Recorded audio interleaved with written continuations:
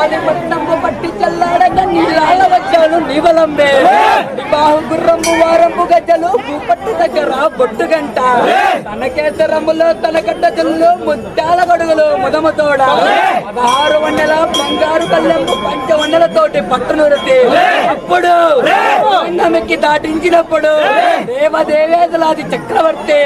అన్నముగా ఆనందముగా Shri నందవరమందు ఎలకొంటివో నైకదాంబ సత్తున నికురాంబ